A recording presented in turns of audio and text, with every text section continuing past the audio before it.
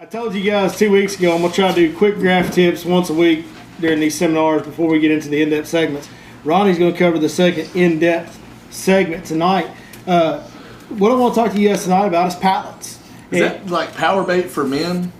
Is that what you're wearing? Are you wearing power bait? It's called All Day Guide Trip. That's what it's called. Did you hit him with one of them worms? You're stinking. I tell you what. I go get some Glade or something.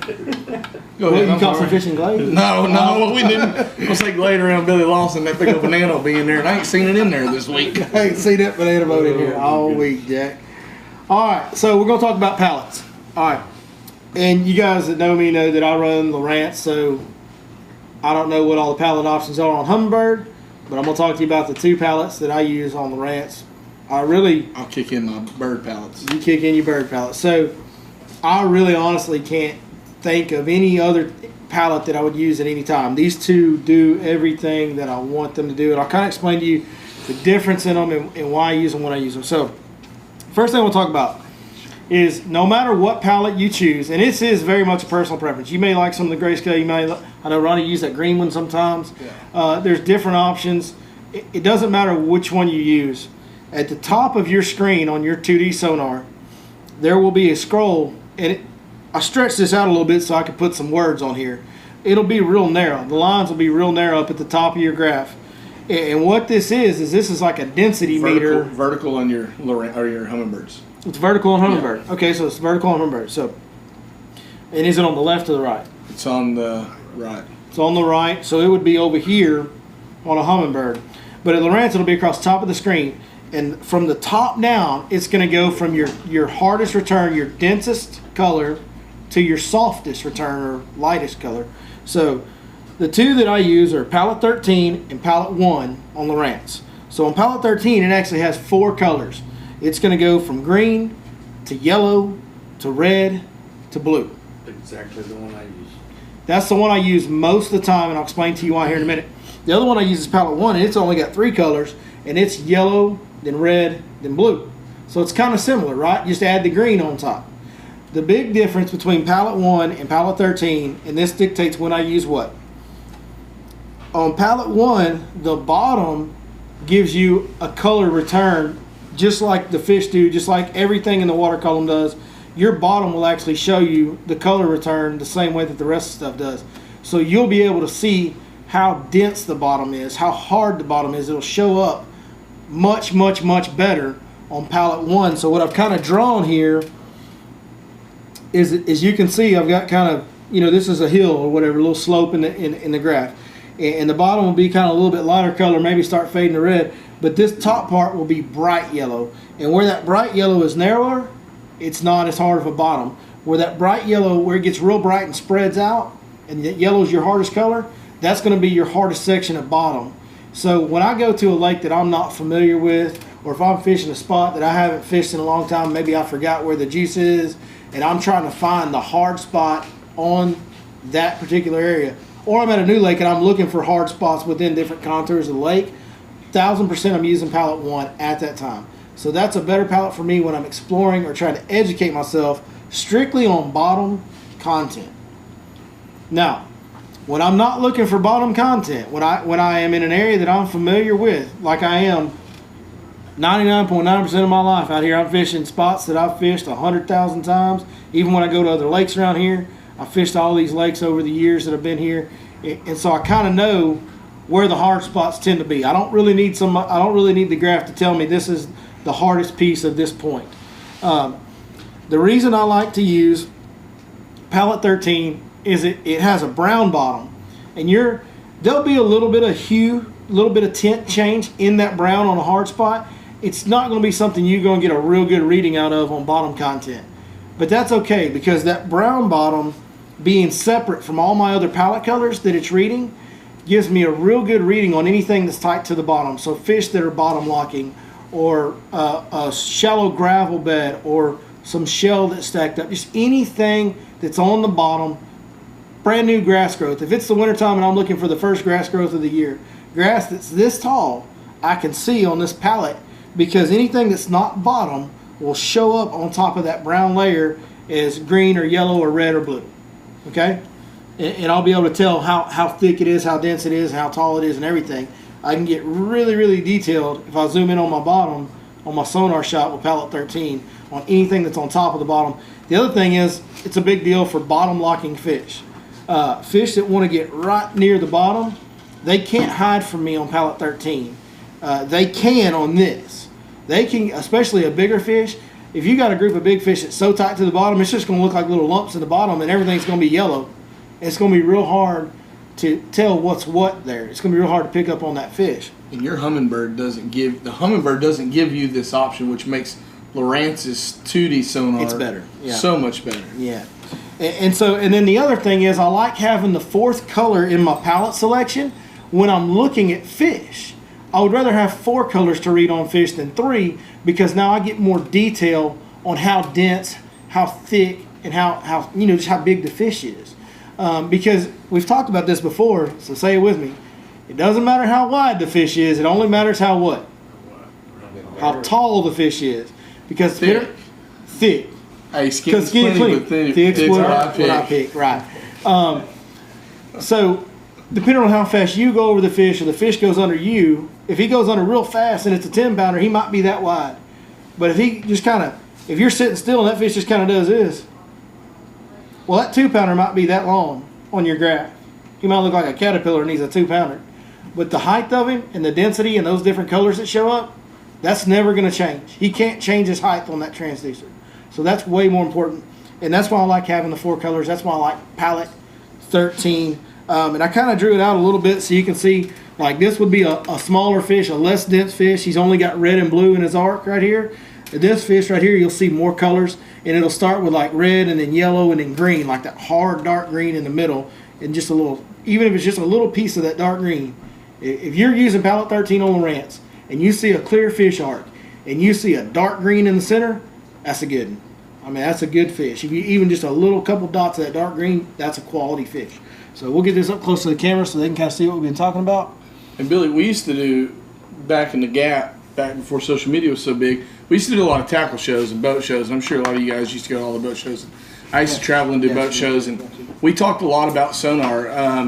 And one thing that Billy does, and I've got to spend a lot of time on the boat with him this year, and one thing that he does, and I think it's a really big deal, is he uses all the options on his graph. He uses his electronics to their full extent. And one thing that a lot of people have done nowadays is they have eliminated their 2D sonar. And I think it's kind of crazy. I think down imaging is good, and I think side imaging is good. But here's one thing that I've heard him say, and this is something I've said for a long time, and I've always felt this way, is the reason that palette is so good and so great for bass fishing is because, in my mind, when I look on the bottom of the lake, it's brown, right? If we took all the grass away out here, it would be brown. Dirt's brown. And if I'm looking for a bass is green.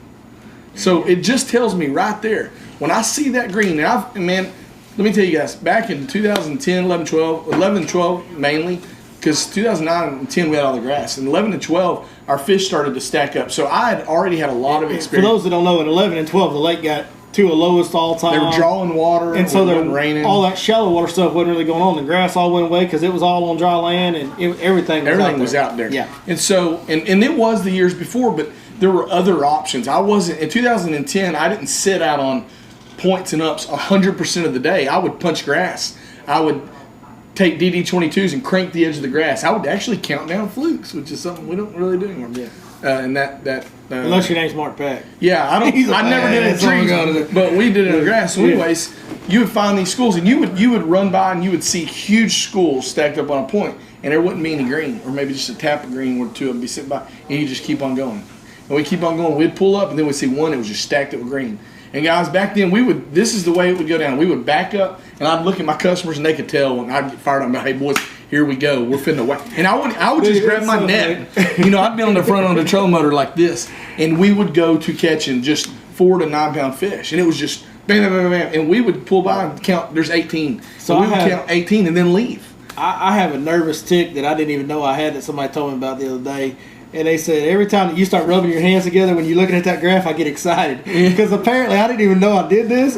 But when I start seeing them line up, I start going like this. And I start marking waypoints. Yeah, so we all get excited. But that pallet's a really, really good one. And like Billy said, on Hummingbird, we don't have that. Ours doesn't have that. Our and I'm trying to think of the name. But anyways, when you're looking at the radar, Mark Skirdo or y'all's weatherman comes on and he's got the little chart that goes across, and it's like light blue is almost nothing, and almost purple is like Hurricanado. It's the same thing. And so on Humminbird, it's the same thing. So you're looking at a red, dense bottom on the pallet that I use, and when you're finding fish, the more red in the group fish, the more density. And all that ping is doing, and Billy, so it's similar to the pallet one. It is. The hardness of the bottom colors. is the same as the fish density. It's the same, and to me, it's not as good. It's okay. And the reason that I don't like it is I would prefer to have brown and green to separate everything. And I just prefer to have Lowrance on 2D. I think it's inferior, or it's superior to Humminbird, but you can always use side imaging. I know that's a different place and a different time, but side imaging can tell you a lot about the bottom, a whole lot about the bottom. We're going to what I plan to do is as we progress through this, I'm going to go through all the sonar stuff, give you all the quick sonar tips, and then as we kind of get through all those, we'll move on to down imaging and side imaging and mapping and how to use your maps. And we're going to really try to dig into electronics for you guys because we get a lot of questions about electronics. Now we know. That's secret tip. Pro tip of the day. Right? That's it. When you start rubbing your hands, what are you fixing to catch them? What are you going to talk about tonight, Well, bud? I was fixing to talk about buzz baits and stuff, but you know what? I'm sitting there thinking, man, we got Jeffy Poo chilling in the crib. Let's just talk about night fishing. Like, it's not fishing time. Come on. Let's just roll with it. Well, man, Jeff did a good job talking about Texas rig. I think Texas rig is awesome. Yeah. I like to throw a Texas rig at night. I like to throw chatterbait at night. So let's just pick up there. I'm going to just jump in here. We're going back and forth. You good with Let's that? go. So let me start right now by cutting you off once again, like I do, because I'm good at cutting people off. Night fishing with a Texas rig worm. And Jeff likes the Berkeley Power Worm. If you want to step up to a bigger worm, my favorite night fishing worm of all time is the Lake Fork Tackle 10-inch blue fleck red with the rings on the body. I just like those rings. It's got the same ribbon tails, all other ribbon tails, but it's got the rings on the body which move a little more water at night, creates a little more displacement, a little more vibration as you're subtly coming through the water. So that's my personal favorite night fishing worm of all time. I saw you raising. Got it. You just agreeing? He's co-signing. Yeah, so he's on there co-signing. Let's talk about night fishing. So let's talk about night fishing, and I'm going to throw a twist on all this for all you guys. So big bass feed at night, right? We all agree on that. Like big deer, they roam at night, right? Deer, yeah. But the bait doesn't change colors at night because of that, right? That's right. So why are we so stuck on dark colors? Cold black. It's because of tradition. Because Bassmaster Magazine told me to when I was a kid. Logic told us to. So there is some truth to that, but I will tell you this: there are a lot of really good, and there's one guy in particular that fished out here a lot, and I had a customer of mine and a friend of mine that took a trip with him. He said, "Man, I just want to know, like, what's this dude doing? Like, what makes him so good?" And I'm not going to drop his name so he doesn't know I'm giving his secrets away, but the dude fishes at night the same way he does during the day. That's the key. So he's throwing watermelons and green pumpkins and that sort of deal, and he's catching them probably better than anybody. You know who I'm talking about, don't you? Mm-hmm. I think we all know who you're talking about. Yeah, you got to hide it. He's the king of the night out here, man. Yeah, and so that's a big deal. Lights are a really big deal at night, okay? So we have That's been a recent development over the last 6, 7, 8, 9, 10 What years. is? You talking about the green lights? Well, the getting more of them. The fishing lights at night's been around forever, but there's Now we've got all 177 these lights on Lake underwater Fork. green lights everywhere. There's 177 lights on Lake Fork. There's green lights, white lights, all kind of lights. Lights attract bugs, which attract bait, which attract bigger bait because everything in the water is bait. Gar, bass, everything. You can catch anything at night. So I'm going to talk to you guys how I present baits at night. I'm going to talk to you some of my favorites. My number one bait at night, absolutely hands down, number one way that I like to fish is a black and blue chatterbait. Okay. Now that being said, I would throw a black and blue chatterbait during the day as well in dirtier to stained water. And so I'm going to throw a black and blue chatterbait at night. I throw a 3/8 and I throw a 1/2 ounce, and I throw a jackhammer, and they're $16, and we pay for them just like everybody else does. Ain't nobody on our search or boats or trucks come across a chatterbait that can outdo a jackhammer, so we're throwing those. And the difference that in my chatterbait at night and my chatterbait during the day, my chatterbait during the day, I'm going to probably throw 17-pound fluorocarbon. Now, I've heard it said that a chatterbait has more vibration with braid. Now, I heard it said by somebody, and it kind of was funny because it's kind of a dumb thing to say because there's actually less stretch in braid, so it would be less vibration, but you feel it better. So I just like fluorocarbon. I throw 17-pound fluorocarbon during the day. Now, I didn't say that, by the way. no, he didn't say that. No. But it didn't make any sense when they said that, and that's actually wrong. You feel it better because there is no stretch in braided line. I will fish chatterbait on braid, but it's only when a lot of people do. It's just so that I can do this and just out of the grass. And you're talking about grass. So he's talking about grass. It's a whole different dynamic. A whole different deal. We're talking about just fishing chatterbait in general. And 1,000%. If you're not ripping it out of grass, fluorocarbon is the way to go. And here's the deal. If you want any hints or tips or anything on fishing chatterbait, don't pay attention to us. Go look up Brett Hite, and he'll talk to you about it. And so that's where a lot of the stuff that I do and the way I fish is coming from reading Bassmaster Magazine. Now, it's something I've done my whole life. I've always been fascinated, and I've always thought that it was really important to never get stuck in my ways. And we talked about this the other day. I never want to be that man that sits there and looks at me. I had a guy tell me this one time in 2005 or 2004. He goes, Ronnie, buddy, there'll never be a tournament won on Lake of the Pines on a drop shot. And back then, a drop shot, like these guys didn't know what a drop shot or a shaky head was. There was only one company in the freaking nation making shaky heads in 2004, 2005. And so I never wanted to be one of those guys. So I pay attention to what Brett Hite, Randall Tharp, those guys like that are on the tour level. And the reason is it's kind of like church camp. I always look at a big tournament like church camp. You start out, everything's fresh, everybody's there. About the third day, there's a theme or there's something going around. There's a big chant, right? Everybody's in on it. Everybody's part of it. Tournaments are the same way. We talked about this the other day. You know, the first day of practice, everybody's kind of figuring it out. By the third day of practice, if Billy's whacking them on a jerkbait, about 37 people know about it, and they're sold out of jerkbaits at every marina within 30 square miles. That's how national level tournaments and regional level tournaments work. And so themes get picked up. And so you see these guys like Randall Tharp and some of these other guys, and you watch them, and they're really good. And so that's how I like to focus and mimic. So when I'm fishing at night at chatterbait, I'm throwing a 3/8 and a half-ounce chatterbait. And it just kind of depends on the depth. If I'm a little bit shallower, I might be throwing a 3/8. If I'm a little bit deeper, and I do fish a little deeper at night, some of our grass, like at Lake Athens, for example, some of that grass is out in 12 foot of water. So I'm going to opt for a 3/8. I'm going to opt for a half-ounce, maybe even up to a 3/4, but more than likely a half-ounce chatterbait. One thing that I will do at night is if I'm fishing that chatterbait around timber, I will switch to braid. And it does make it a pain in the butt because a chatterbait, for some reason, a chatterbait, like if it sees a stump, it runs over and hooks up to it. Yeah. And so it makes it a lot harder to pop it free with braid, but it also makes it a whole lot harder to get a bass in that you can't see into the boat through timber at Lake Fork at freaking 3 o'clock in the morning. And so I'll throw braid. Now, I'll also do something a little bit different than probably both of you guys is I throw a glass rod. And the reason is chatterbaits and open hook swim bait style baits are notorious for bass not eating them. They swipe at them and they start to miss them a lot. And so that's one thing that Brett Hite's big on. And his rod's an evergreen rod, and it's a glass rod.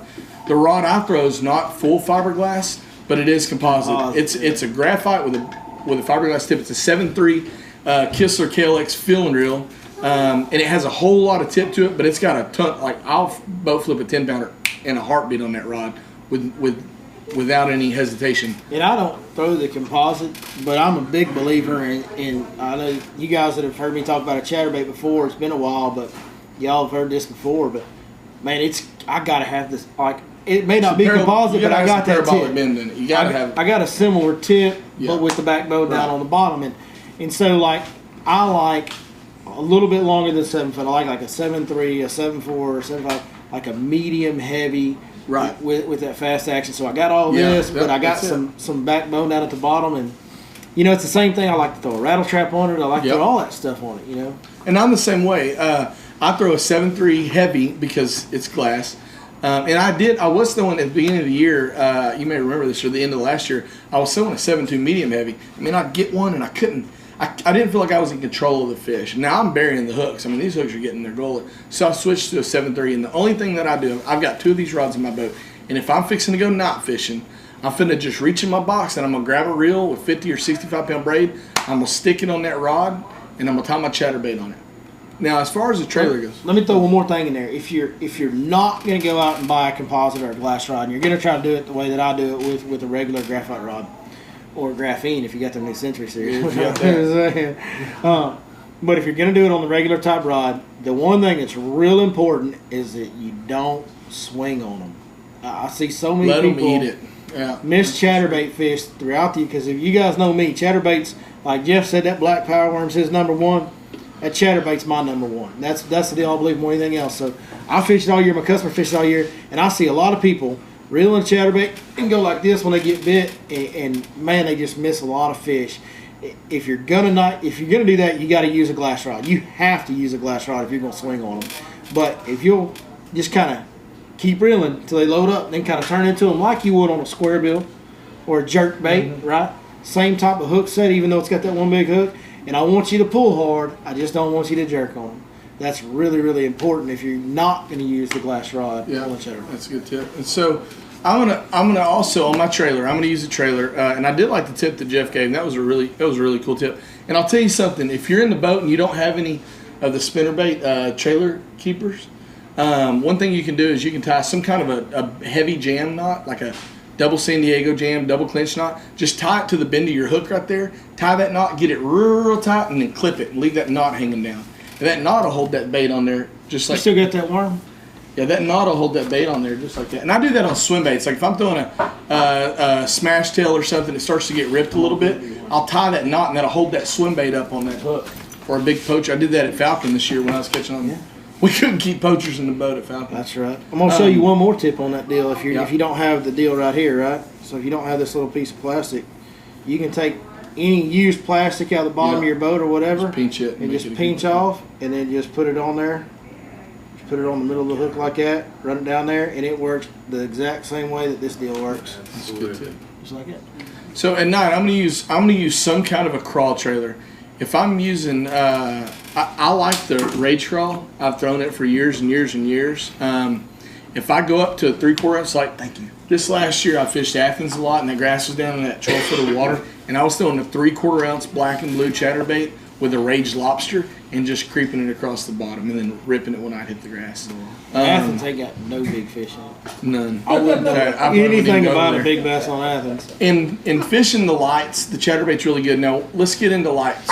I think fishing a light is like fishing ultra clear, super clear, pressured bass. Swim baits are really good. Spoons are really good.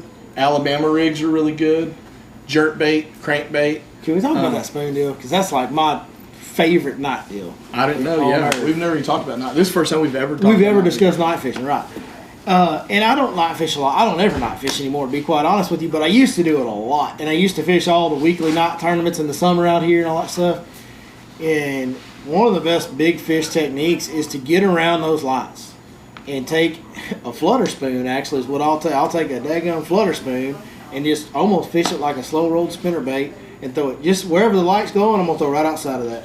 Just throw it past there and just hold my rod at kind of a mid height and just and that spoon just does this and kind of wanders and bounces. And man, I don't know what it is, but I've caught a bunch of really nice fish at night around the perimeter of the lights on a daggum flutter spoon, just reeling it in. And you know who told me that? Joe Spates, of course. Surprise, surprise. Helps to have that guy as a friend. It's something you want to present a natural bait. Now that black and blue chatterbait is still a killer in the lights. A big crankbait's caught a lot of fish cranking lights. The man out there is a crankbait fool at night. Yeah, that's a really good. There's speaking of Lake Athens, I fish Lake Athens quite a bit at night. Lake Athens has got a light, and there's a light that at times you can set up there and you can catch 16, 18, 20 bass on consecutive casts on crankbaits. You're just going right in there. That Movement 80X. That 6 cents Movement 80X, they make a black color if you want to throw black, but I don't think you have to. And I agree with you on that. Yeah, I think you can throw a regular color, but that Movement 80X has so much vibration. It's like the chatterbait of crankbaits. So at night, it's just really good at night. A jig's really good, but anyways, and I know we're kind of all over the place on night fishing. And really, Night fishing is a whole nother subject, but I do think that bass tend to be a little bit more shallow, and I think the reason that they do is the same reason deer tend to go out. The big deer tend to come out in the opens at night. They're a little bit more comfortable. I've heard it said that a full moon's better than a no moon or a new moon, and I've read a lot on that. In fact, Kelly Jordan, has anybody ever read the Kelly Jordan Bassmaster article? Well, I will school you on some Bassmaster magazine. I'm talking about I've read it. I'm for real. He is like the ultimate fanboy of all that stuff. So, and I've got this magazine at the house autographed by KJ. Anyways, he did a article on night fishing out here a long time ago. I mean, long time ago. He was younger than we are probably. And he talked about fishing at night on a full moon is like fishing on a bluebird day versus fishing on a new moon is like fishing on a cloudy day. And fish tend to be a little bit. Now, we see it differently, right? Because we can see better and that sort of deal. Of course, with technology nowadays, we've got hat lights and lights that light up your boat. And just to kind of, not that Kelly Jordan needs any references, but we all know who he is and what he's done in the industry. Big Bass Kelly Jordan. But that sucker, before he was Bassmaster Kelly Jordan, he whooped everybody on night tournaments out here. Like, that was kind of like he tore up the night tournaments. Yeah. He was really good. And I will say that night fishing was a lot different back then because we had grass. And anybody that knows anything about night fishing knows that grass is a life changer at night. But the lights are a really big deal. And if you guys like to night fish, I'd tell you that's something. The bigger swim baits, the swim baits that Billy and I both throw, glide baits. Glide baits, dude, I hate it when people don't want me to talk about glide baits. Well, I don't want you to talk about glide baits. They just act like it's some top secret guide stuff that nobody wants. I'm going to do a daggone glide baits in the night. Out of the bag. Glide baits at night are unbelievable. I mean, they can see. They're looking at forage. You see people throwing live perch at night under docks. So anything that's got a natural presentation. And the spoon deal, that's pretty interesting. Just reeling that. That wasn't where I was going with it. We've just thrown a spoon and just ripped a spoon at night. And I'll tell you a quick story, and then I'll end with this. Austin and I, one of my best friends, Austin, who looks almost like me. He's 6'7", so it looks kind of goofy when we're standing next to him. He looks almost just like him. Like twins. 6'7", dark hair, big beard. You know, like a man's man. You know what I mean? Dude. Except did I say that out loud? He looks like a tall Danny DeVito, and I look like a short Arnold. That's the only difference. I had one guy tap me on the shoulder and go Arnold, and I turned around there. Oh, sorry, the wrong guy. So we were fishing one night out here. Now this is like back in the Gap when I had an 18-foot Ranger with a 150 XR6, and everybody knows the boat light. As soon as you pull into Cersei on the right, does everybody know which dock I'm talking about? Like the third dock on the right. Everybody know where Cersei Creek is? Oh yeah, there was one dock there they took out though. That used to be glittered up. This is the one that's got so you can't actually get to the dock. This is right next to the boat ramp. No, you go in just about 100 yards just on the right. There's a boat ramp, and the dock doesn't have a walkway. It's separate. Y'all know what I'm talking about? So that's a pretty popular dock. Well, my buddy goes, "Hey, I want to take you out." We were fishing bridge corners. That used to be a really big deal at night, and my buddy wanted to show us this light. It was me and my best friend and his buddy. He played college ball from California, and he was with us, and he was going to show us this light. And he goes, "Dude, you're going to see these bass. It's the most unbelievable thing you've ever seen, but they won't bite anything." He's like, you're going to throw up. He goes, you're going to throw up. You're going to see these bass just swimming all over. And we pull over, and I'm like, oh, my God. They're everywhere. Dude, like, it looked like the Bass Pro Shops aquarium on crack. There's just bass cruising through there, and you're just seeing all these giant bass. And he's like, throw that worm in there. This is back. We're throwing Texas ray worms and jigs and black and blue single blade spinner baits, and that's all we had in our arsenal back. This is 2004. And I grabbed that bunker shad. We'd been deep fishing. No, this is 2005. We'd been out fishing deep, and I was throwing a bunker shad, the Storm bunker shad, the 4-inch, 4.5 inch, whatever. Storm leadhead wild eye that's got bunker the hook shad embedded in it. Yeah, that KJ made famous, which is why I was throwing it. Yeah. And so I said, "Hey boys, let me show y'all something I learned back in Vietnam, just being funny." And I reached down there and I grabbed this rod and I grabbed that swim bait off and I skipped that swim bait up under that dock, and Austin's just laughing, dude. I'm like, I've got one. Like, I caught one my first cast under there, and I'm like, oh, whoa. And I'm fighting this fish. He comes up, jumps, and we're like, they're fighting over the net. People are stumbling everywhere. We don't know how big it is because it's at night, you know. And we get this fish, and this fish is like 8 or 9 pounds. And we didn't weigh it. We don't ever weigh anything back in the day. We still don't, unless it's custom. We still don't. I don't weigh it. I don't take pictures of half the fish I catch. But anyways, it's one of them ones you're holding it like this, you know what I'm talking about? And we're like, oh my God, I can't believe this. So now we're scrambling, getting everybody these bunker shed swim baits tied on. You know, you catch one and everybody needs one. And he's wanting to get his buddy his big fish. And so he grabs this rod. This is kind of funny rod, funny story. And I boat flipped that fish, by the way, which has always been a deal with me and my close friends. Is like, we boat flip them no matter how. I know it sounds stupid, I get it, but that's just always been our little deal. And so we've got this guy, his biggest fish is like 4 pounds, and we're telling him, if you catch a big one, you got to boat flip it, you know, we're just on him. So Austin grabs him a rod real quick in the heat of battle, and it's dark, and he ties this deal on, gets this guy, and he goes up this guy, oh my God, dude, I got one, and he's got this fish, and we see it jumping, we're like, oh my God, it's a giant, we're reeling in, trying to get the net, and Austin's like, you got to boat flip it. He's like, I can't boat flip it. He's like, I'm not netting. He throws the net down, and he goes to boat flip this, and it just won't come in. It's just He's not got like a medium action rod. He's got a medium action crankbait rod with 15 mil line. So, needless to say, I bet we caught right at 40 pounds on that storm. And this is, folks, I know we say this, every fisherman says this, but guys, this is before swim bait fishing was cool. This is before half the guides out here were even guides out here. This is like 2005 is when it was.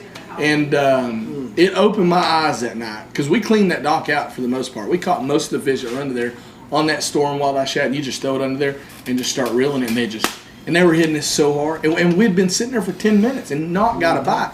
And to add to it, Austin's been fishing this line for like 3 years and can't catch him. He's telling me, hey, we're going to go over here, I'm going to blow your mind, and you ain't going to catch nothing. And I pull that old Vietnam trick, put it on. That old Vietnam trick. So anyways, that's night fishing. I think we overthink it. We get in dark. But chatterbait's my go-to. Rage crawl, smash crawl, anything that's got tentacles. I don't want a tight wheel. I want something that flaps. I like to reel it slow. I like to be around vegetation. These magical stretches of bank that Jeff was talking about, those exist on every lake, I think. Yeah. And let's talk about one thing before we end the night fishing deal here. So let's talk about, you know, if you're not going to fish the lights. Let's just say the lights aren't on. Whatever. The lights are crowded. A lot of people are night fishing, or you're fishing lights and you're just not getting bit and you don't have confidence in them. Where do you go next? And for me, when I was night fishing a lot, my deal was always just extreme major depth transitions. I looked for the places where the fish could go from the deepest to the shallowest as easy and quick as possible, because from daylight to night it's not like they're migrating. Right. It's not like they're leaving an area. So for me to catch them at night and to catch them, you know, kind of shallower where I felt like they would be at night, I needed really deep water close to really shallow water. So that was something that I always looked for. And I'm going to give probably my favorite night fishing spot on the whole lake away right now. I'm just going to tell you where it is, and so I can give you a good example, because it's like the most dramatic, easy example for me to tell you. So if you go in a Long Branch, okay, and you know you got Long Branch, no possum or coon or whatever, so you go to the right, you go in a Long Branch. Well, that little round point that kind of sticks out there on your left-hand side, well, that creek channel swings right into where that point comes out. And you can have your boat sitting in like 20 foot of water, and you can make a cast and hit a flat, and hit a big section of a flat that's literally like 2 to 3 foot of water.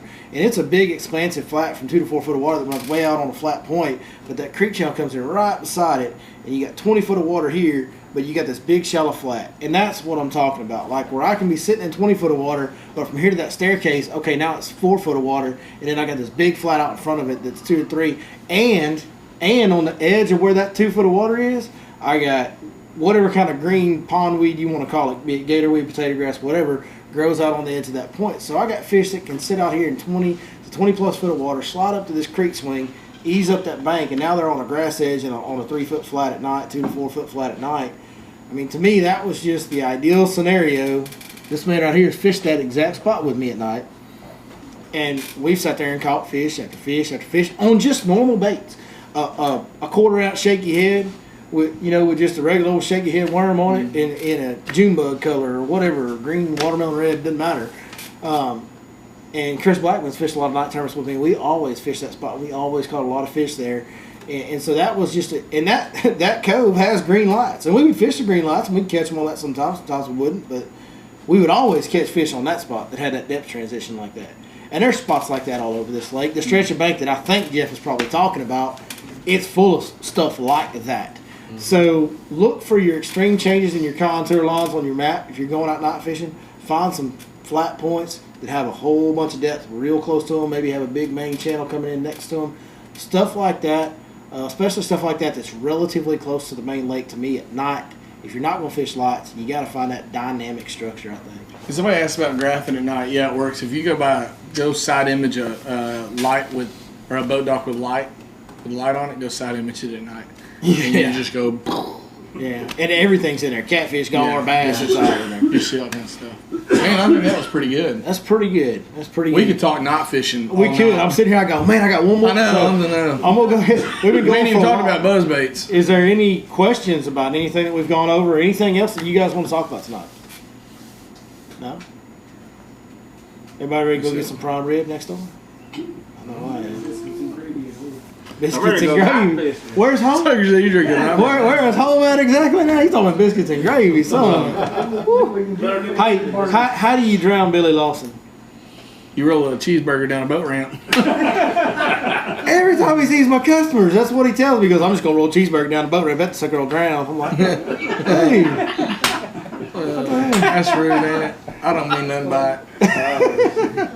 Well, hey, man, thank you guys for coming out tonight. Thank y'all so much. Thank all of you guys for watching. Jeffy Poo. That's his nickname, by the way. That's Jeffy Poo. He loves it. By the way, that giveaway was all on Jeff. That was of his own doing. So, Jeff, thank you for everything tonight. Thank you, guys. Nick, how old are you? 43. You better give me my hat when we're done. When were you born? That's the most racist thing I've ever seen. What's your birthday? 83. I'm 36. No, what's your birthday? 83. What month, what day? May 2nd. Nope. Oh, dang it, I'm older. Never mind. Yeah. Did the math wrong. I'm 2 months older than you. I want my hat. Yeah. That's all I'm saying. Well, you go rustle that state trooper for it. I'm going to let him have it. Your Honor, my apologies. I tell you what, Captain, I actually do have one more. I'm just kidding. I got plenty of them. You know, I switched hats up. Did y'all see this? Oh. Captain Ron. When we going to put them up for sale? Pretty soon. My wife had this as a surprise. That's a pretty And I was, yeah. It's the Captain Morgan but see, he's got a mullet. You can't tell on the deal, but he's actually the guy's got a mullet. Fishing deal on there. See the mullet? Yeah, it's hard And to he's see boat on flipping here. a bass. So he's got his knee up with the mullet, boat flipping a bass. He's on the trolling motor like this, boat flipping a bass with his mullet flowing. Yeah. See, that's the Captain Ron logo right there. Trademark. Yeah. Trademark. We got that Trademark. patent pending. Hey guys, thank y'all so much. Y'all have a great weekend. Good luck catching some big ones, man. Thank you.